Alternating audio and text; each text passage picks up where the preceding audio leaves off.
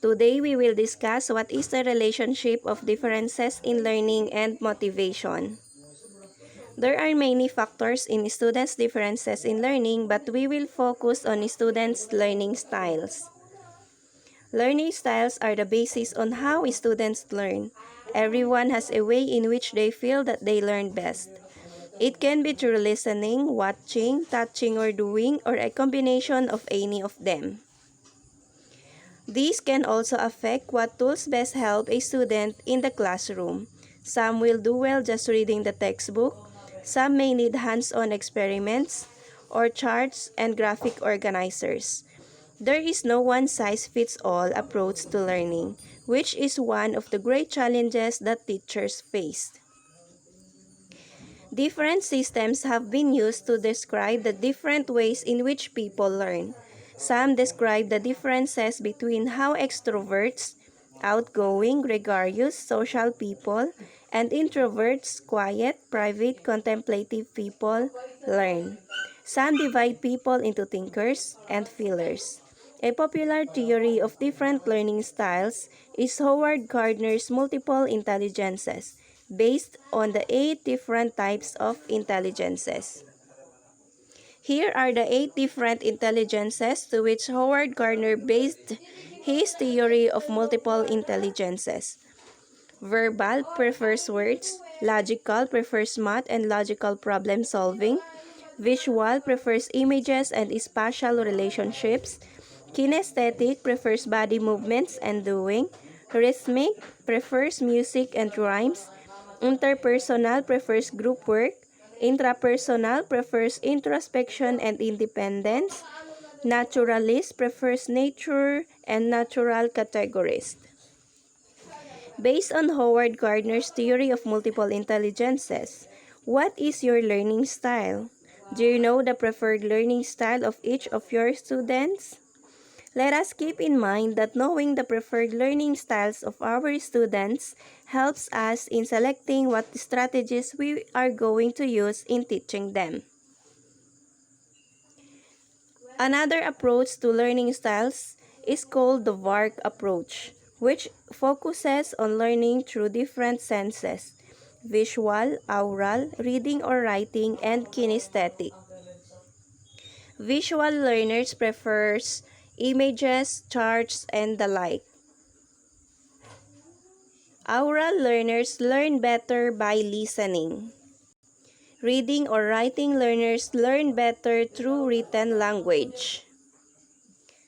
Kinesthetic learners learn through doing, practicing, and acting. Having an understanding that students learn differently and that certain subjects are best taught in varying ways will lead you to seek out many teaching strategies. Having a large toolkit of such strategies will help you to accommodate your students' needs. Students learn best when their learning style is considered in the teaching learning process.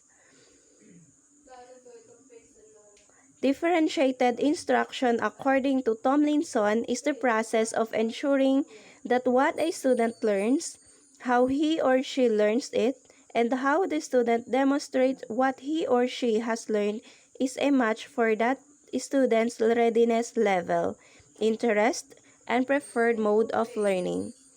As said earlier, it is necessary that the teachers identify the students' learning styles in order to meet their teaching strategies.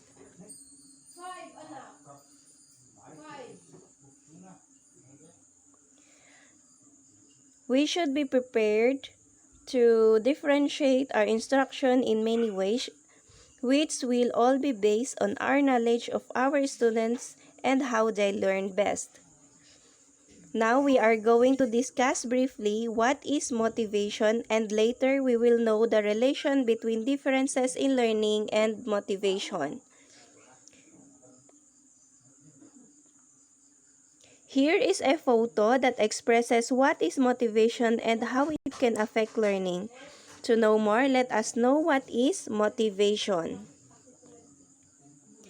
Motivation is an internal state that activates, guides, and sustains behavior.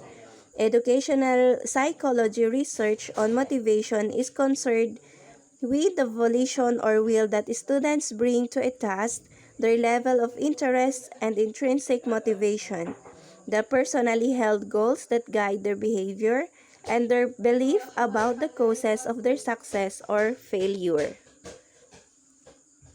As a teacher, we are tasked with helping to motivate our students to learn. As with diversity, it is best to begin by knowing about yourself first. What motivates you? What motivated you when you were a student? What did your teachers do to motivate you? Did it work for you? Did it work for everyone in your class? So as a teacher, we are recommended to know ourselves first. We are recommended to reflect. And after that, we are going to know each of our students. One of the most difficult aspects of becoming a teacher is learning how to motivate your students. It is also one of the most important. Students who are not motivated will not learn effectively. They won't retain information. They won't participate, and some of them may even become disruptive. A student may be unmotivated for a variety of reasons. They may feel that they have no interest in the subject, find the teacher's methods unengaging, or be distracted by external forces. It may even come to light that a student who appeared unmotivated actually has difficulty in learning and is in need of special attention. That is why giving motivation is very crucial. But if we do not know well our students, we might not provide them the proper motivation they needed. Students who are highly motivated to learn are what some might call easy to teach because they want to be there and they wanted to learn. Now let us see what is the relationship of differences in learning and motivation. Regardless of the debate surrounding learning styles, theory, and practice as a whole, there is considerable support in the educational community for the development of models as they have been shown to increase motivation of students. Motivation has a direct relationship with the students' behavior and their learning, as several useful impacts of motivation can be observed in students' learning and behavior. So when a teacher already knows the students well, he or she can easily provide the students with appropriate motivation using their learning styles. Because if a teacher only considers factors like socio-emotional and the like, but the learning style of the student is not fit to the teacher's teaching strategy, it will likely be useless. Key challenges lie in the identification of learning styles, avoiding weaknesses of traditional paper-based approaches, and making meaningful adaptations to a learning environment.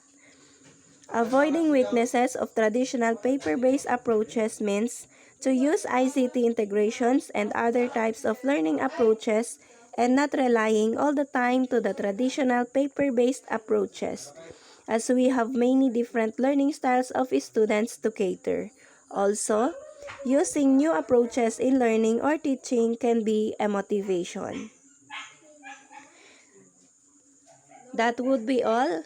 I hope that each of you have learned something. Thank you.